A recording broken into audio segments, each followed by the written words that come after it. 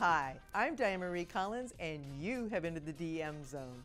The DM Zone recently went on the road to the Sedona International Film Festival in Sedona, Arizona.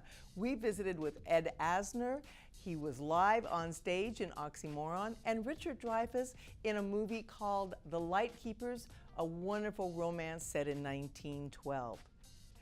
We then visited with Ashley Wren Collins and her partner Sean Bennett in a fun movie called Chasing Taste about a film critic who loses his sense of taste and smell. Then Sean Lackey and Kevin Farley were in a fun movie called The Yank about an Irish American who finds out he may not be as Irish as he thinks. Lots of fun, great humor. You really need to see that movie.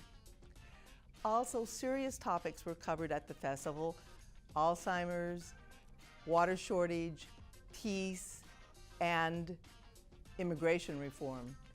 These movies, documentaries, and shorts were Rooted in Peace, Lost Music, The Immigration Paradox, and Slingshot. It was a wonderful time being able to visit with these creators, young, old, it didn't matter. The thing that was similar about all of them, the passion that they felt for their craft. If you've never attended the Sedona Film Festival, the Sedona International Film Festival, you really need to. It is a must-see. It's exciting and fun, parties, movies, live theater, everything combined. I hope you find the time to put it on your list soon. Let's watch these interviews now, okay? We're here at the Sedona International Film Festival in beautiful Sedona, Arizona. I am visiting with producer and director Paul Lazarus of the film Slingshot. Welcome, Paul. Thank you for taking time to spend with me. You're welcome, thank you. Let's talk about, I'm curious about the name Slingshot. How did that arrive where it fits in with the movie? The inventor, Dean Kamen, who's probably best known for the Segway device, the rolling scooter, loves to give his inventions funny names. The Slingshot became the name of his water purification technology, but in this case it's a little less droll because it's based on the David and Goliath story. In Dean's world, there's a lot of little Davids that are taking on this big, huge, looming crisis of water, and he refers to that as Goliath. But if they have this little piece of technology called a Slingshot, they might be able to take it down. Now that makes perfect sense. I like that. That's exciting to hear. You talked about the crisis of water. The airborne diseases all based in water. I mean, that's what happens. They fall into the water and you have those. This is a serious issue for the world. We in America take it for granted that we open the tap and there we drink it.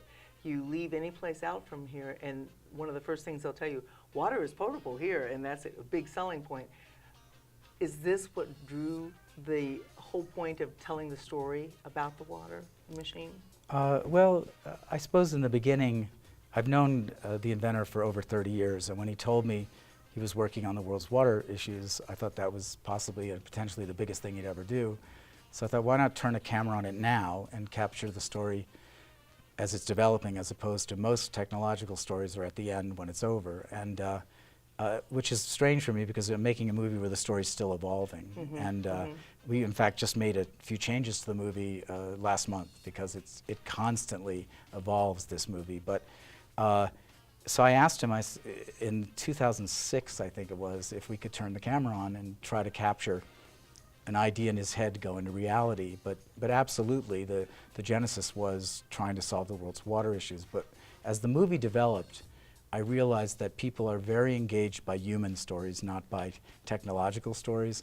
And so the movie is a very interesting hybrid of a biography of this extremely eccentric and intense human being and his quest to solve the world's water crisis. So it has kind of two strong threads to it. And I believe that one of the reasons it's become so successful is that it's the combination of those two ideas.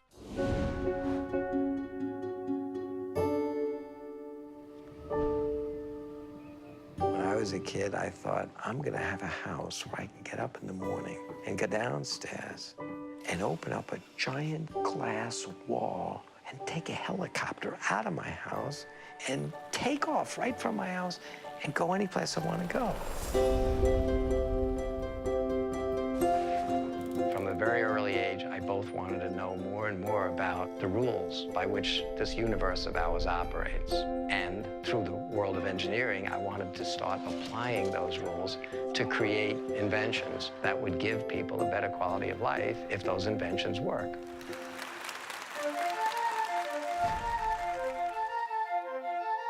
Throughout my life, I only start on projects typically if enough credible people tell me, you're nuts. Because then you know this must be a big problem.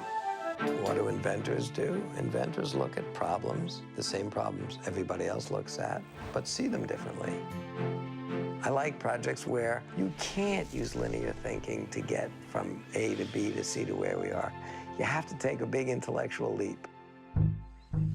We could empty half of all the beds in all the hospitals in the world by just giving people clean water. What Slingshot does is exactly what nature does. Nature makes water pure by heating it up, evaporating it, it rains down, and we collect it before it gets polluted again. If you touch it, it feels like the bed liner of a Chevy truck. People ask me what it's made out of. It's actually made out of the bed liner of a Chevy truck. Dean came and pours this awful fetid water into this machine, and he says, now drink it. And so I did. And I'm still here, it works.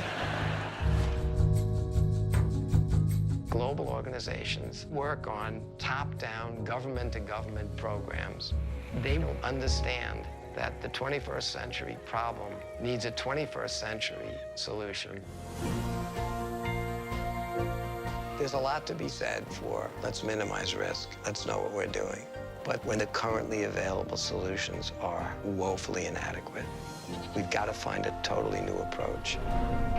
It's time to change.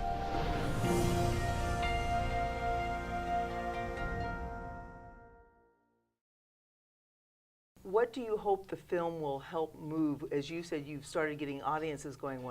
What do you hope is the ultimate goal with this story?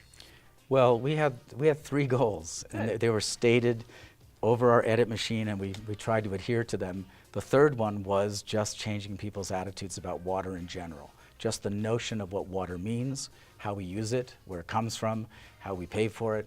I just wanted to make people aware of what's really going on, and that seems to be successful. The other two were to help spread the use of this technology, the Slingshot technology around the world, which is right now pretty expensive, albeit a fantastic solution, but it's going to take a lot to get it out there, but it's wonderful because it can go into a village in the remotest part of anywhere and put one hose in dirty water and the other, go through the machine, and out comes clean water. So it's kind of a wonderful solution. So we wanted to help spread this technology. And then the second goal, which is a little bit different, is that Dean came and lives this very purposeful scientific / technological life. And he's a great inspiration for kids especially. And we hope that the movie kind of inspires people, and kids in particular, to pursue the notion that we can fix what we've done. Paul, I have to ask you, what was the most difficult thing to making the movie? Well, I have been for 30 years directing mostly narrative work based on a script, and primetime television and things like that, and other movies that were not documentaries. And so I think the hardest thing was to keep going. In the face of this has been a process that began in 2006. We're talking in 2015. The movie's been out for about a year, but it was a very long-winded journey, the making of this film. And the reinvention of it, the constant re-editing of it, the reshooting when we learned new things was very challenging. And it was particularly challenging financially, and it was challenging just in spirit to just keep going. And I actually think the precipice of not finishing it scared me more than the actual having to do it, which was plenty scary. So the hardest thing was keeping going. And then the easiest thing for you to do it would be keep going? No, you know, the easiest, I think the easiest thing, might surprise you, the easiest thing was discovering that the stuff you didn't plan for, the surprises, the unexpected moments in filmmaking for a documentary, not a narrative, were the most delightful and the most pleasing and the ones that keep you going. I guess my last question is do you think that there is a way of taking the movie and helping fund the machine that has been, I almost want to call it a miracle machine. If you can put the hose into crummy water and suddenly get a potable drinking water, is there a way, do you think, a mechanism to actually start funding that? Yeah, I mean, first the machine's got to be cheap enough for people to buy it, and that requires, as we show in the movie, that requires, like any technology, it's got to go through a cost reduction curve. We didn't all have laptops for a very long time because they were way too expensive. Same problem, but that's happening, and it's the recent entry of Coca-Cola into the story and the fact that they're now mass producing the parts and they're mass assembling it's gone from, you know, what probably was $1 million per machine when it was hand tooled to it's getting less than $15,000, $10,000, and if they start making tens of thousands of them, it'll cost like a expensive refrigerator. This is a machine that services 100 people's needs, so $3,000 or $4,000 is not bad. We are hoping to get the machine to be affordable, and then we're hoping to use the movie as a fulcrum to get people to raise money for individual machines and place them. We have an alliance planned with rally.org where you could actually go on the site. This hasn't happened yet, but it's in our planning. You can actually raise the $5,000 and say, we want this machine to go to. And I'm hoping that this will happen in a widespread way once people become more aware of what's really going on. Well, I thank you. I think that's really exciting. I have a light question that I love to follow up with.